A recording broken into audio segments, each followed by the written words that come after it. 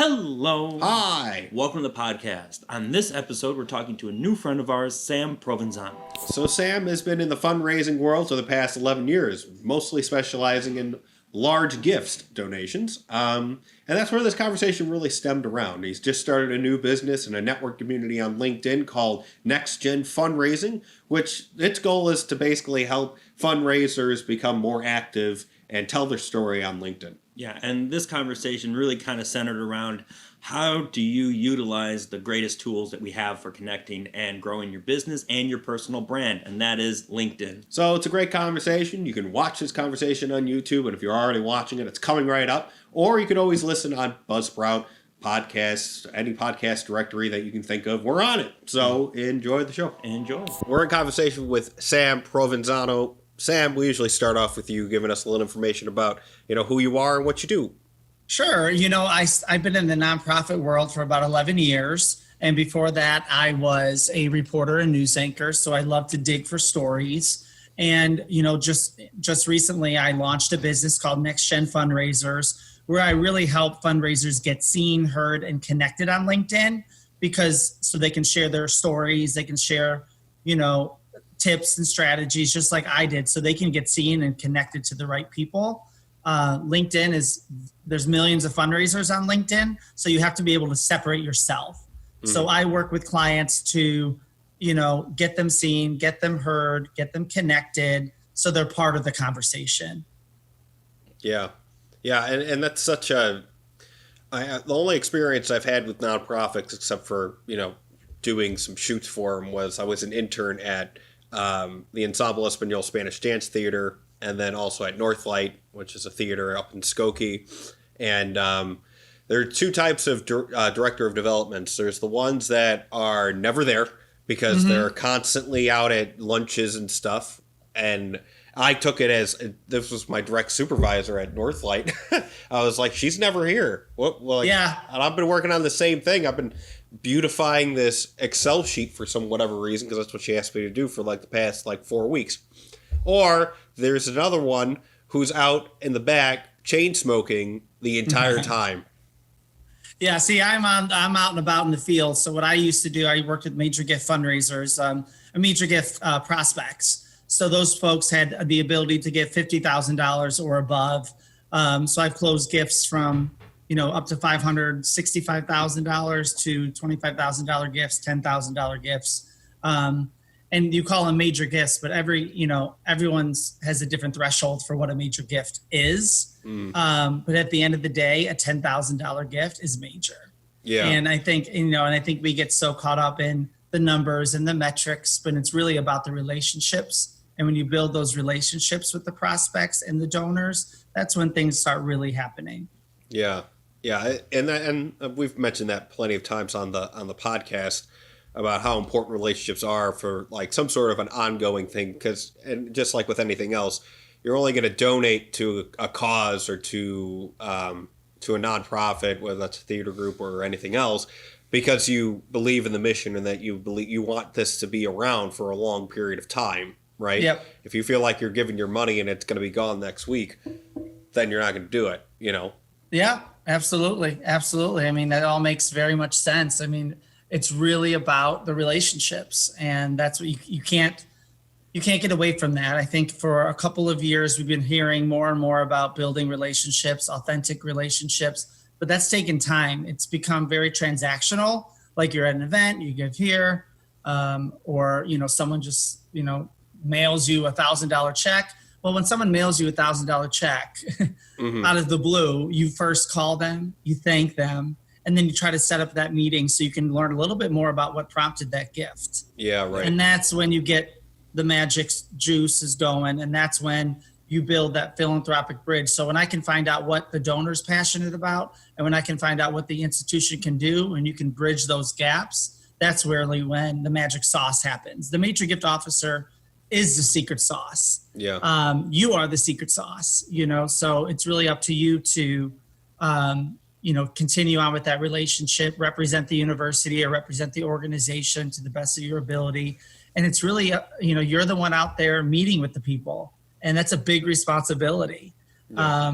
And you also have to know when to bring in someone else into the conversation. Some of these donors want to hear from the CEO or the someone even above you or an expert in that field. So you bring them in too. So then they're getting knowledge off of, different sides, and everyone likes to be introduced to a CEO. Everyone likes to feel like they're being heard and seen. Yeah. And it's really an opportunity when I sense it to bring in, that leadership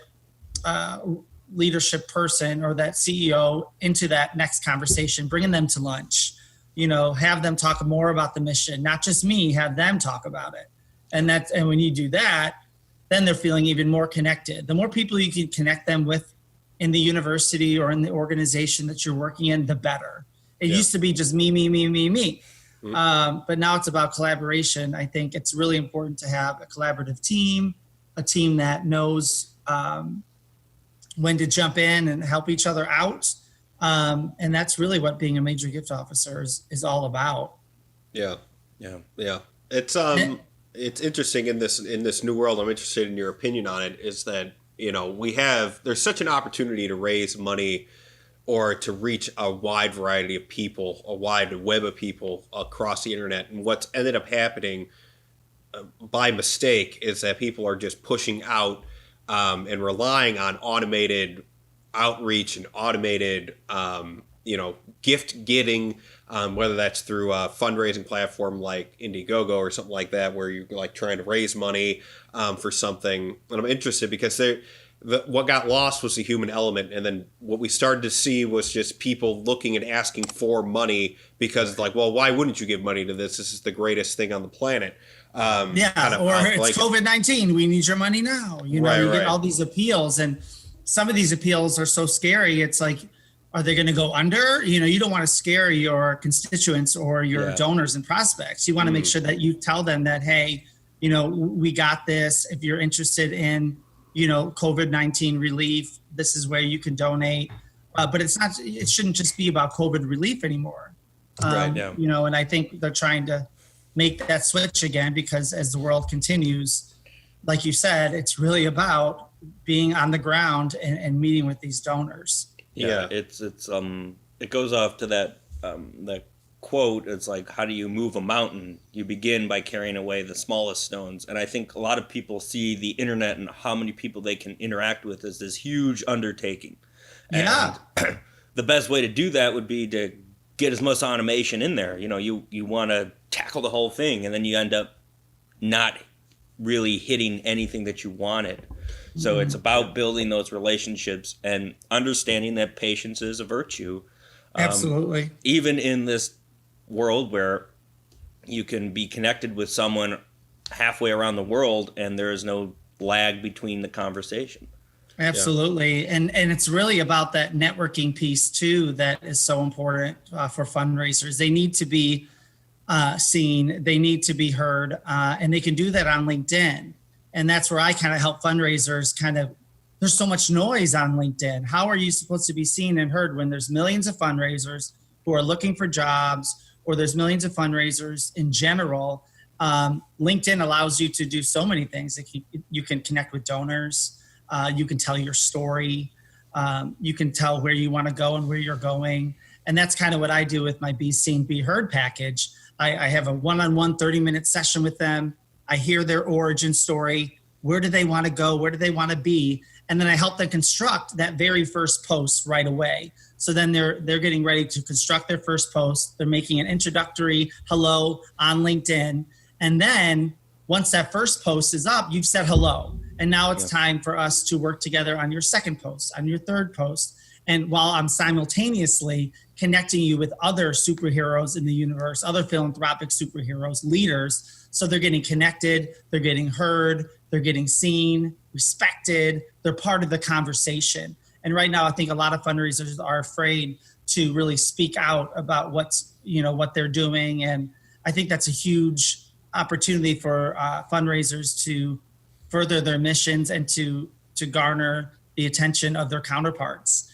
There's so many conversations going on LinkedIn right now with fundraisers, and so many people just are missing out. They're not participating, so they're not being seen. If you're not connecting, if you're not really networking on LinkedIn, then what's the point of having your LinkedIn? That's what I like to think about it. If you're not active and you just have it up there and you're not doing anything with it, then I don't know what's the point, because you're going to get lost in the shuffle. Yeah. Just to go back even further to, I want to go back to my original point prior to veering off there, but just to go back to LinkedIn and the opportunity you hear all the time, and especially in the nonprofit world, there's plenty of money, right? Mm-hmm. The idea is that just because you don't have the connections to get that money doesn't mean that it's not there. And so what LinkedIn really does afford you to do, and what it sounds like what you're trying to do, is like, even if they're not looking for a job, but they're looking for that next donor, even if they're looking for that next connection or trying to understand a new industry that maybe they haven't fundraised in, they can go on to LinkedIn and they can utilize your talents to be able to say, okay, well, who are some people that I should talk to right away? And, it's like, okay, well, if you have a contact that, and I know this is like the biggest per people to donate to arts, but once again, that was my only experience, like the MacArthur Foundation, right? Mm-hmm. And if you know some sort of an in there, then it's like, okay, well, I like we have this proposal, it's this big, I'm not taking money away from the other fundraiser. They're trying to, like, yeah, sure, let's go ahead and let's get you into that conversation, because that's Absolutely. How that really kind of goes, rather than sending. It would definitely help, rather than just sending a proposal and hoping that somebody reads it, to have somebody go like, hey, have you heard of these guys? Absolutely. Being visible is important. I think that's what you're saying too, being visible. So people know who you are and they know where they can find you and they know what you're doing. Right now, if you're a fundraiser and you're not utilizing LinkedIn, you're making a big mistake. Your resume used to be your ticket in or out of a job. And now LinkedIn has changed the game completely. Employers are looking at candidates on LinkedIn. I'm looking at other, leaders in the industry to see what they're doing. So I'm really a part of the conversation. And that's what I do with my clients. I bring them into the part of the conversation, in addition to helping them with their profile and helping them get seen, walking them through their first post together so they get that confidence. Mm-hmm. I think there's a lot of people that aren't confident to post on LinkedIn, or they're scared, or they don't know what to say. But it's really about the first post is really telling me their story. And a lot of fundraisers just haven't told their stories online on LinkedIn. And, fundraisers are storytellers. Fundraisers are story listeners. We have stories to tell. So if you can get that story, where you came from, how you came, and where you are now, and have that story on LinkedIn, it kind of says, hello, LinkedIn, this is who I am. This is what I raise money for, or I'm looking for a job and this is what I'm looking to do. So it really depends on where they are in their careers. And that's why I like to do a free 15-minute session to really see what they need from me and my services. And then I'll connect them to the proper package. But right now it's really the Be Seen, Be Heard package, the Sammy P way, where it's a 30-minute power session. I'll learn their origin story. I'll get them pumped up and motivated. And then, right after that 30 minutes, they're already starting to think about how they're going to write their next post. And then we're connected for up to 14 days afterwards, so I can guide them, answer any questions. If they're interested in getting connected with the people in my network, I'll make those introductions. I can make personal introductions. I'm not just going to, there's got to be a big benefit. And for having an extensive network that I have, I can connect them with the superheroes of the universe. You don't want to get stuck. You don't want to get stuck with the supervillain. You don't want to get stuck at a place without a culture of philanthropy. So I really do my best to guide my clients to the right organizations, or to at least the right direction. Yeah. It also, like you said, something kind of interesting of seeing what other industry leaders are doing as well on LinkedIn, and just kind of seeing where that conversation is. I feel like, and correct me if I'm wrong, but through just in any industry and any individual, especially in something that's so competitive as fundraising, but like we said, there is plenty of money to go around. Do you see that happening a lot on LinkedIn, where people are trying to help each other, whether or not that's like, hey, look, this is what's working for me, this is what you should try, or this is where, these people are more inclined to give right now during COVID-19 than not these people. Do you see that kind of? Yeah, I think it's really collaborative. And I spoke to over 220 fundraisers since the pandemic, and I really, a lot of them were struggling to just get seen and heard so they can find jobs, or they can get out of the current job that they're at, or they can just, be a part of the conversation. And I started the Next Gen Fundraisers LinkedIn group before the business, so everyone can kind of get connected. There's over 600 fundraisers in this one LinkedIn group, and they can share tips, they can network with one another. It's really a safe space to let your hair down, be yourself, and just let's start having conversations with one another, and, share tips, share articles, share posts, and really kind of motivate each other during the difficult time. Yeah. It's kind of like a bulletin board type of thing. And I think that there needs to be a lot more of that. And I think that was the point of LinkedIn, and that was the point of Facebook, and that was the point of Instagram. It was for social interactions. And what's ended up happening, and this is a good transition back to my original point, right? What's ended up happening is that people are starting to just shout, right? Like, hey, this is what I am, this is what I need, and that's it. And then it's like, there's no like collab back and forth. So originally what I was asking was, it's like, have you seen, not have you seen, but the way that marketing has kind of gone, but not even just marketing, but like with fundraising or with an Indiegogo campaign, is people expect just to post something and then somebody do something with it and then get all this money. It's just not going to work that way. You can't just put something on there and then boom. You got to really hit the pavement, find out who the right person to talk to is, get connected with them, do your due diligence first. You can't just be posting. I mean, you have to have some sort of strategy on LinkedIn. You don't just want to be posting and give me money. It's really about talking about your mission first. So if you're a fundraiser, what are you doing? What's your mission? Tell me that story. And then donors will see it. Your counterparts will see it. You'll be part of a conversation. Maybe someone will jump in on a comment and you'll meet a new connection right then and there. But if you aren't visible and you're not doing those kinds of posts and you're just asking for money or, sending them right to a direct link to donate, it's not going to work. Well, it's really not. And I see it all the time. It's just like, here's our latest campaign, donate now with a link. And that's it. But I really think it's about telling the story first. Yeah. Tell the story first. And then maybe in the next post, you can discuss about, how they can donate or what they can do. I think it's really, Sorry. No, you're good. I think one of the things you keep touching on is, and it's really important, like even our industry, in the marketing space and the advertising space, is that you can't just broadcast. You actually have to be in the conversation. You keep touching that. Be in the conversation.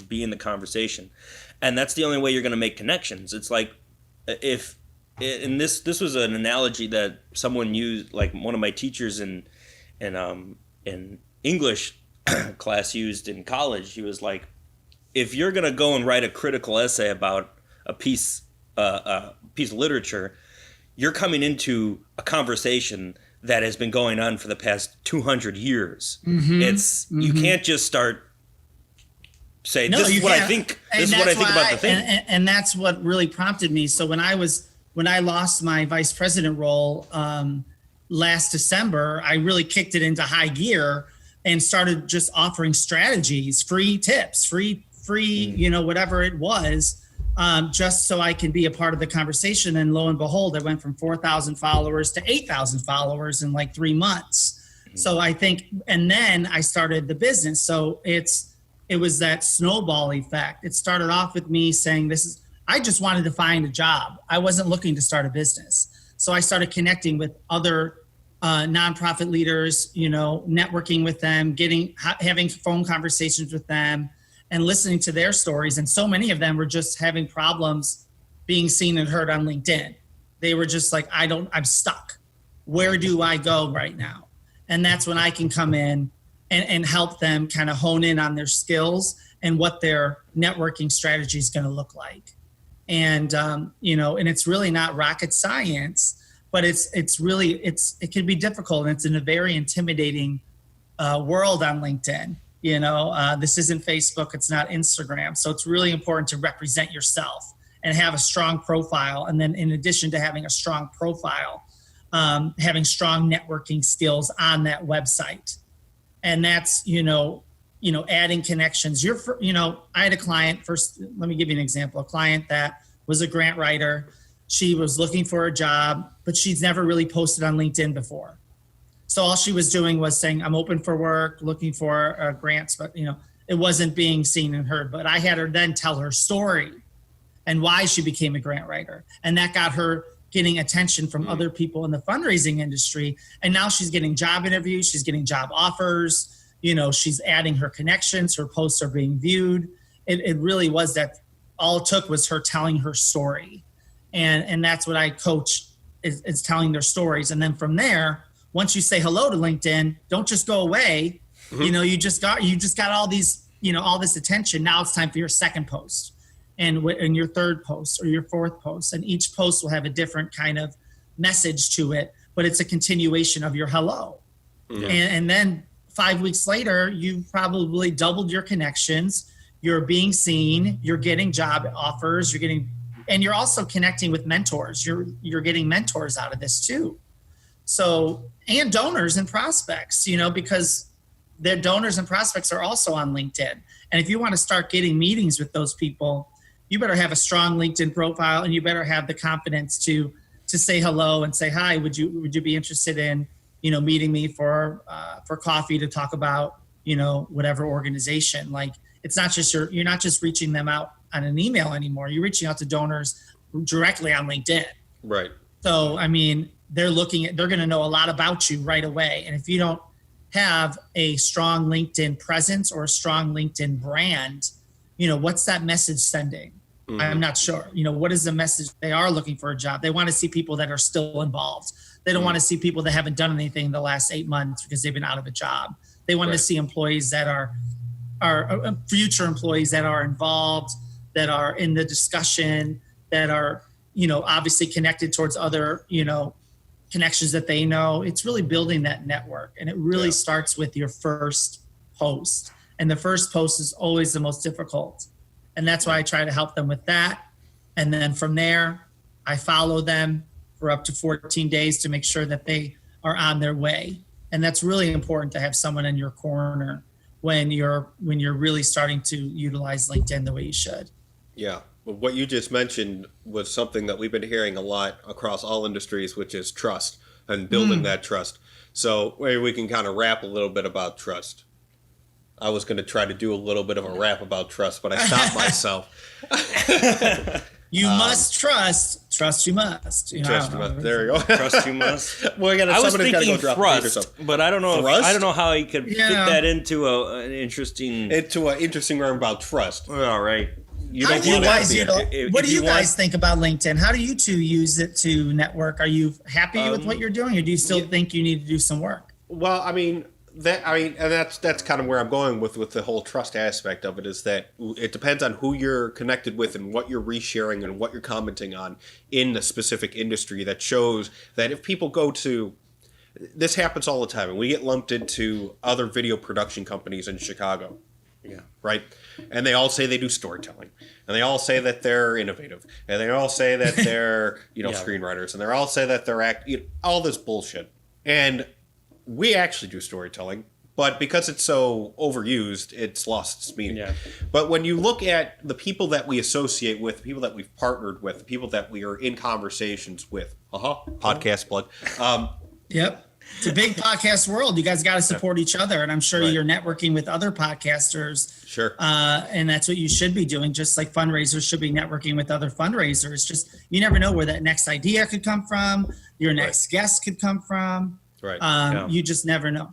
Right. And so when you look on our LinkedIn and you see who we are constantly in conversation with, you realize that it's a different approach. We're not talking to these social media marketing companies that are just out there posting random garbage all the time, trying to get impressions. We're talking to people that are doing deep listening, that are really trying to understand not only the algorithms of LinkedIn or Instagram or anything else like that, but understand what the consumers are looking for. Right. Transmedia storytelling, right? Storytelling that crosses platforms. That's not just, I'm going to post on Instagram and I'm going to pay somebody, here's $50. Go ahead and post a new thing on my Instagram every day for, a week. Yeah. No, it's not that. It's this storytelling aspect is a holistic approach. Yeah. That's what storytelling is. And right. So, and that's that trust aspect, just to bring it back around. If you're a fundraiser and you're just doing the same old stuff, and you're not associating yourself with people that are moving the needle, right? Yeah, then you're in trouble. You're in trouble because one, even if it doesn't matter if you're not, I think, you're in trouble. I think you're right. I cut you off on there because I was so excited.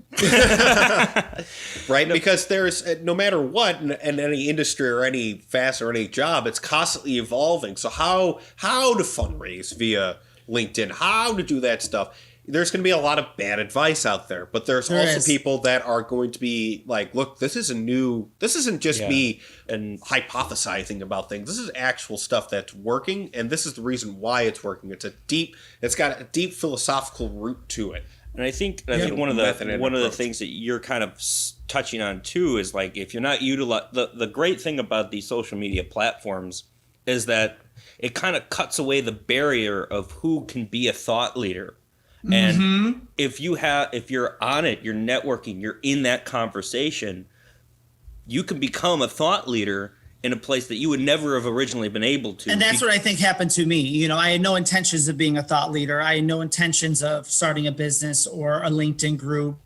It all kind of happened organically through those conversations. When I saw those over 200 fundraisers just struggling with so many things, it really prompted me to look in deep within myself and start, fighting for these fundraisers and starting to, implement, how to strategize and how to network. And I started connecting them with people right away, right on the phone, be like, I'm looking for this, or I'm looking for, okay, let's go here. I'm going to take you to this person or connect with this person, have a conversation with them. I'll introduce you to them. If you're nervous, when you're a client with me, you get all of me. I'm going to connect you with the people in my network.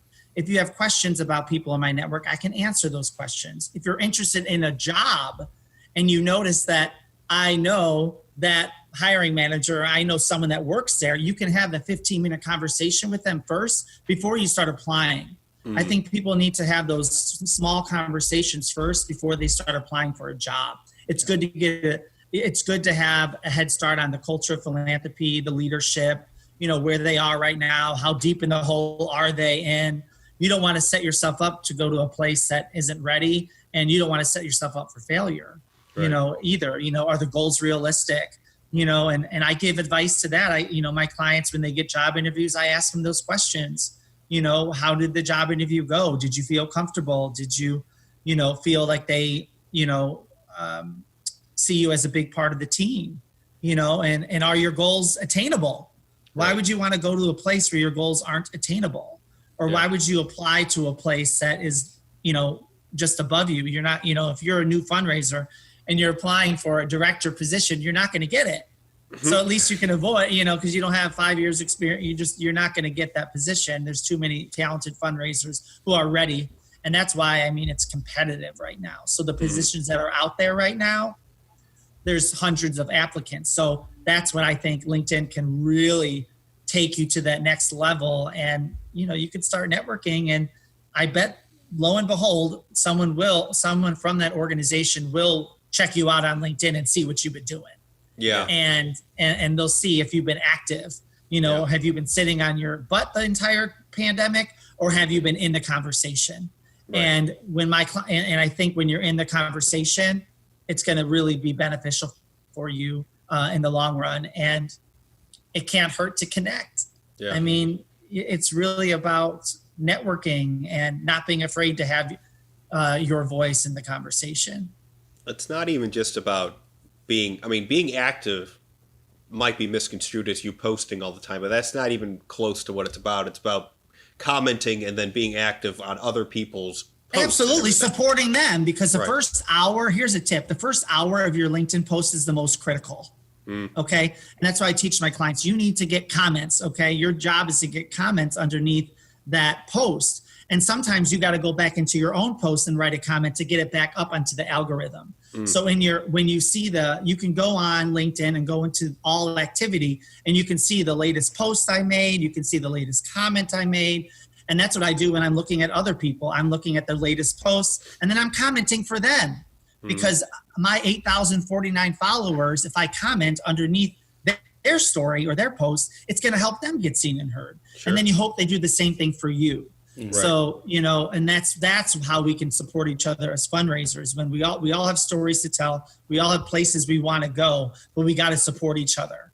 Yeah. And, but it's very difficult. So, you got to, maybe form some sort of a tribe where you have 5 or 6 other fundraisers who are also, posting on LinkedIn and support each other and say, hey, I posted around 9:00.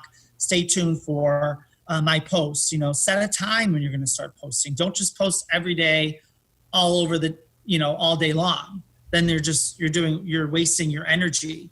I think, a post at 8:30 in the morning at 9:00 or a post at 4:30, 5:00 during, when work starts and work ends. Those are the most pivotal times. Jeez, this coffee. Pivotal times to do what you have to do. Yeah.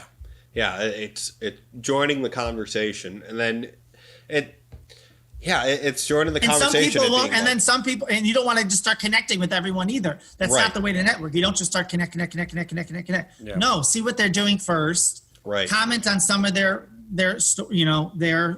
posts, message them, say, hey, I really enjoyed, your latest post. Thank you. And then maybe go for a connection. Yeah. Right. Well, right. Because you don't want to be just commenting on rando stuff. And then all of a sudden it's like, I don't agree with anything this guy says. You have a strategy, if you want to get into major gift fundraising and you see someone that's posting a lot about strategies and tips like I do, it's important to get in I want them in on my conversation. Yeah. Everyone's welcome. With me, there's no ego.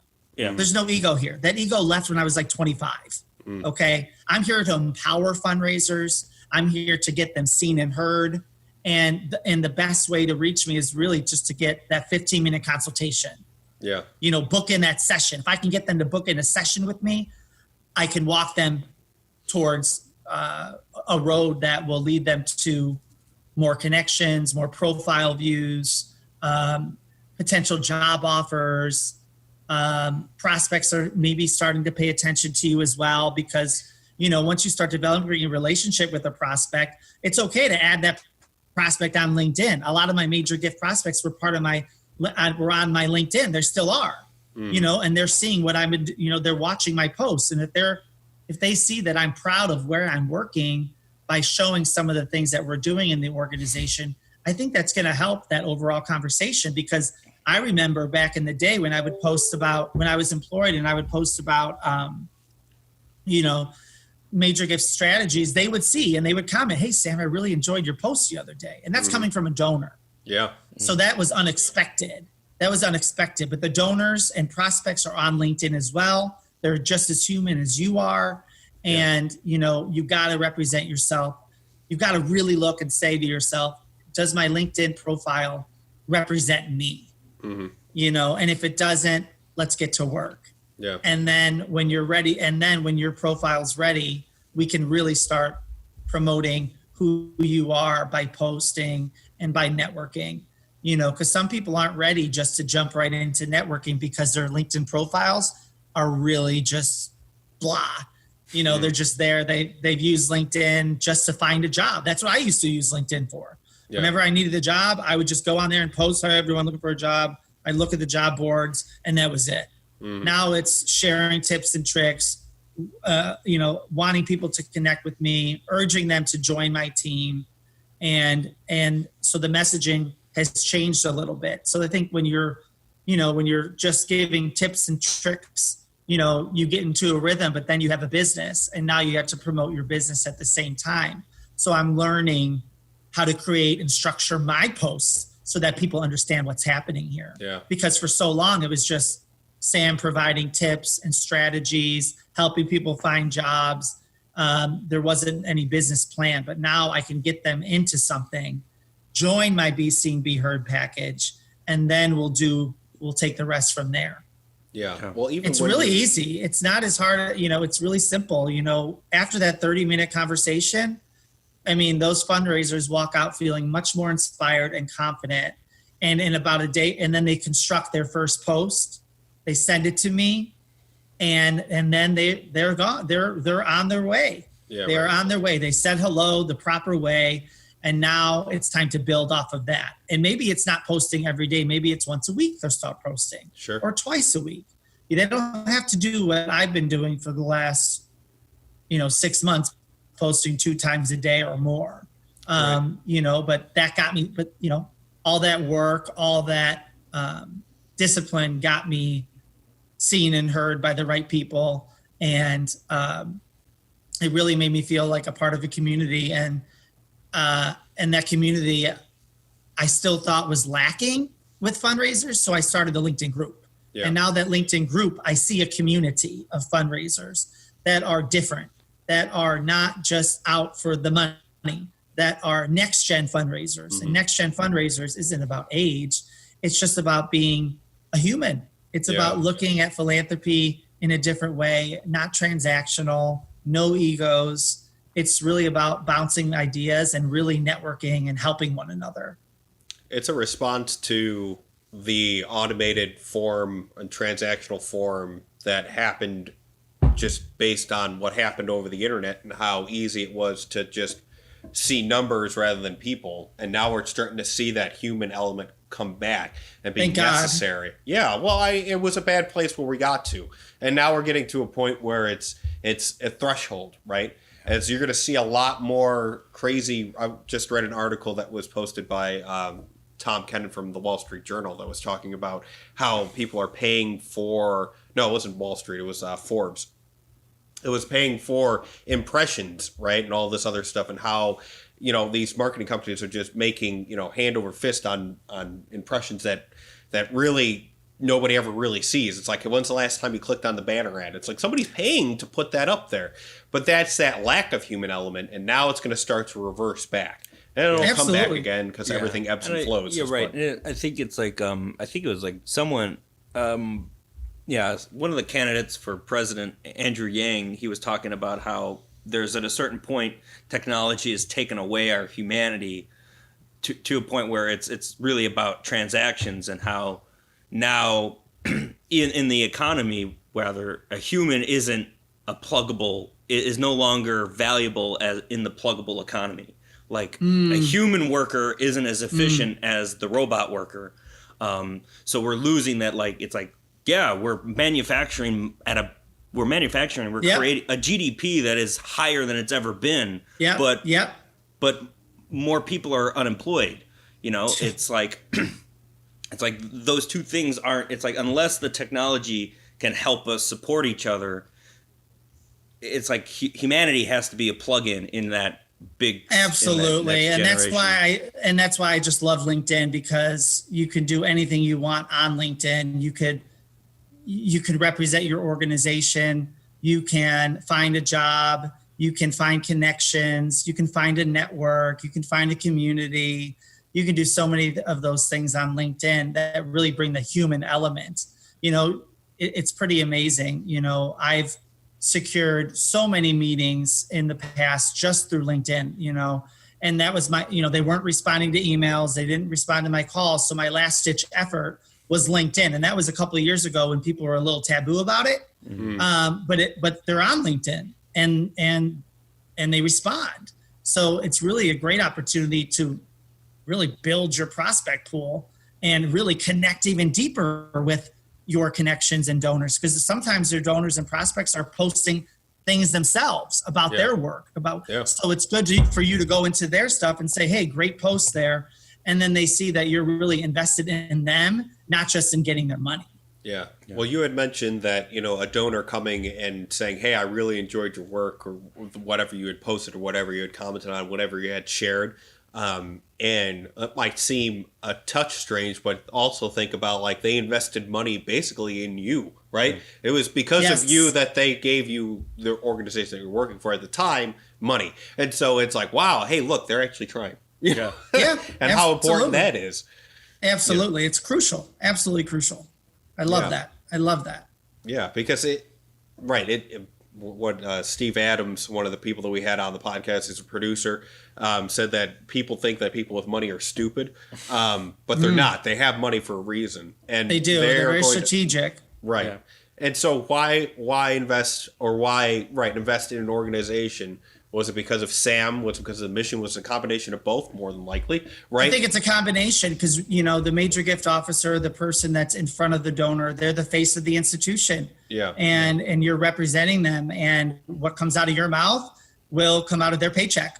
Yeah. If you do it the right way, and getting a major gift, even if it's $25,000 or $50,000, there's a process. It takes anywhere between 8 to 12 months to close a gift of that size. It doesn't just happen overnight, and it shouldn't happen overnight. Right. And then when you do get that first, and then when the major gift comes, you get that first gift from that donor, then you start doing more work. You start showing them the impact of their money, so then you can get them ready for another gift if you do if you cultivate them and steward them correctly. Yeah. They'll be ready for that next gift. But you got to give them that.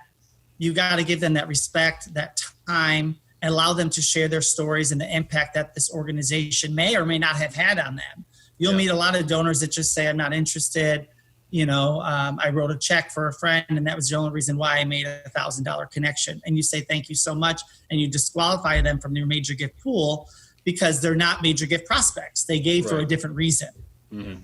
They gave because, you were doing the ride for AIDS, or you were doing the Alzheimer's walk. That's why they gave the money. And it was because of their friend, not because of what you did. And they're not interested in really engaging anymore. Right. Yeah. I'm curious to know, and I know that LinkedIn's definitely the major starting point, but for anybody that's starting into a new job, right? Say that they were in, I'll just keep going back to theater, and now they're in, something else. Like how do you even start to cultivate or find like a new major? Like how do you even get started? Like what's the first step on that? But obviously LinkedIn to go out and reach out and stuff, but I don't know. I guess my question is like what with the major gifts, like what does that process end up looking like? You said it's like an 8, like to 12 month process, and it sounds like there's a definite strategic process involved there. Oh yeah, there's definitely a strategic process. So let's say, I'll give you an example. Someone gives $1,000, or they have a lot of capacity on paper. I give them a call. I say, hey, my name's Sam Provenzano. Thank you for your support. Would you be open to have coffee with me to talk a little bit about what prompted your gift? What made you give that $1,000? You have lunch with that prospect. You then learn more about their passions, why they gave. You go back to the drawing board. Your next meeting then gives them a little more information on the topic that they were really interested in. And then they're getting excited, they're getting engaged. And then it's also an opportunity for me to start bringing in other people in my team so we can further the mission, so they can get further connected. And then there comes a point when you're talking with the donor, and you ask them a soft ask. Are we at the point in this conversation? We've been meeting for a couple months now. Are we at a point where I can draft a proposal for you to look at for support of this project? And they'll give you a yes or a no. And usually, if you did it right, they'll say, yes, I'm ready. And that's when you draft your proposal, you send it their way, they sign it, and you have a major gift. Yeah. And then you make sure that you steward that donor really well. Yeah. You don't just take that money and run. You take that, you bring them in, bring them on tours, connect them with other people that they may want to be connected with in the organization. Yeah. That's why it takes so long. And that's why it's so special. It's not transactional. It's all human. It's all based on your own skills. I use humor a lot for mine. I think I'm a funny guy. So that's my superpower. Everyone has a superpower to kind of get in the door, to kind of, but it's really about being yourself. A donor can read if you're being not genuine. There are smart donors out there, and they know if you're just after their money or if you're after their story.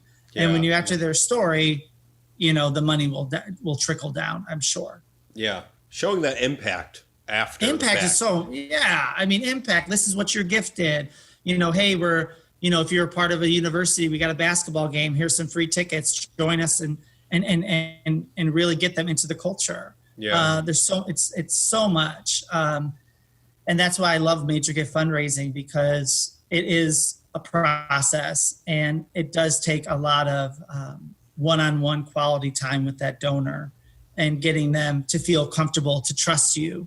As a reporter, I had trust was such an important part of my job, because if there was breaking news or if there was, some sort of murder or something happening, I want to be able to be the reporter that they can trust. And I want to be able to be the major gift fundraiser that they can trust. And now I want to be the LinkedIn coach for fundraisers that they can trust. Right. So we talked a little bit about trust, and trust is a big thing. Yeah, right. And the only way that you can build that trust is by doing what you're doing. And that's, being genuine and going out and actually doing and what you said you were going to do. Yeah. Absolutely. Being true to yourself, holding yourself accountable, and really moving them along the philanthropic journey. You don't want them to be stuck in a cultivation phase. And cultivation means you're doing, a lot of activities with them, you're touching base with them, you're having meetings with them. But if you're not moving the needle forward, you're kind of stuck on cultivation. When are you going to move from cultivation to the solicitation?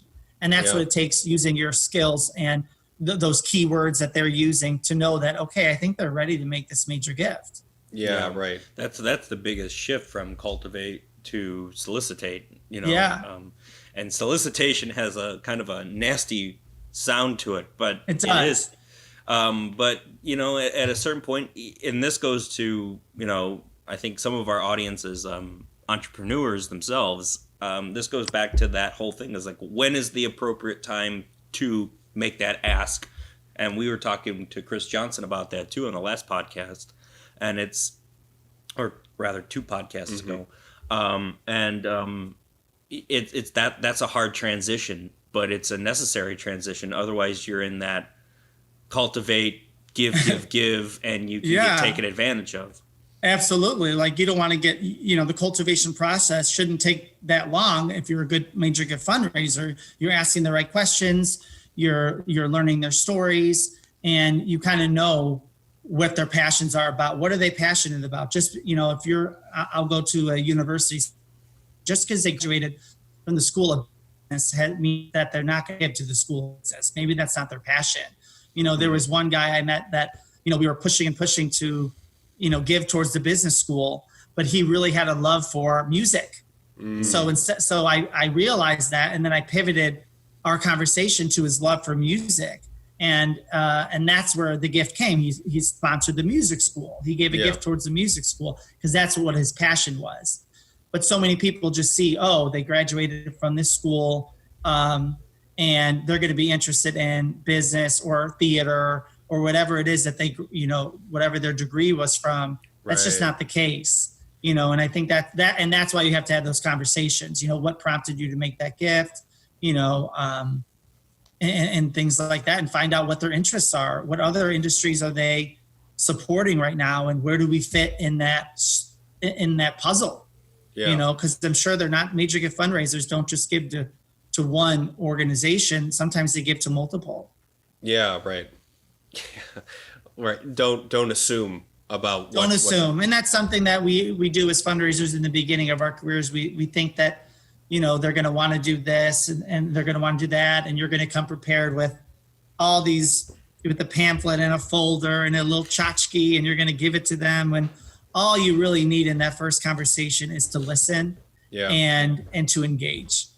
Yeah. Right. And I think that's the secret sauce to major gift fundraising, is really listening and engaging with them very early on. And then, continuing that conversation for as long as you need to. Yeah, right. Exactly. A little bit of advice for any future fundraisers out there that are looking to get into it. Yeah. So absolutely. Listen. Absolutely. Listen and enter the conversation. Listen and enter the conversation, and don't be afraid to be a part of the conversation. That's what, LinkedIn is all about. But, some people are afraid to get themselves out there, and they're a little nervous, or they're a little timid. They don't have a direction of where to go. And that's where I come in. I can just help them kind of, find their direction on LinkedIn so they can, feel like they're connected to the industry. And then when jobs are popping up or there are opportunities, that they're ready to go. Yeah. Yeah. Great. Well, Sam, this has been a great conversation. Thank you so much. Yeah, I've enjoyed. Thank you so much. Yeah, I've enjoyed talking about fundraising and everything. It's not a realm in which we enter in very often, but it's definitely very important seeing that we are also artists, which is the way. Oh man, I almost choked on my own spit there. That also it's very important to talk about because it's a very complex world, and then there's a lot of misinformation out there about how to do it and where to go. And so I think that what you're doing on the LinkedIn group that you have is great, and just try to help out as many of them as you can so we can stop getting pamphlets and requests from just like, hey, could you give money? It's like, I have no reason to, exactly. Yeah. What do you get? What's in it for me? Like there's got to be an added benefit for them, and sometimes that's just showing them the impact. They want to see impact. They give $1, they want to see an impact. Where's that dollar going? Is it going towards your salary, or is it really going to the programs and services that you provide? Yeah. And I think that's really important. Yeah. So we usually end off with little words of wisdom, though you just gave us a whole bunch of words of wisdom. Anything that you think that would kind of, wrap up the entire conversation? For me, it's just believe in yourself, take that next step. Don't be afraid to be a part of the conversation. Don't be afraid of LinkedIn. Use it as a tool to really take your connections and your LinkedIn presence to that next level. And don't be afraid. And that's why I'm here. There's a need for it. And, I pride myself on being the LinkedIn coach to nonprofit professionals, and those don't really exist right now. So it's a great opportunity for me to introduce my services to the world. Yeah. Awesome. Excellent. Great. Well, I'm looking forward to at some point being able to meet you in person. Me too. Yeah, it'll be a lot of fun. We'll have a good conversation there as well as per the usual. We usually have good conversations with people that we like. So I had such a blast. Thank you so much for having me and for allowing me to have this platform. Thanks so much for watching. If you want to watch more of our great content, it's great content. It's fantastic. It's great. If you want to listen to more conversations, we got them. We got over, 37 of them now? Yeah. 37 of them. And if you want to just learn how to make a crazy cocktail, well, we got you covered there too. New episodes of Stipulations coming out every Friday for you guys. Thank you so much for watching.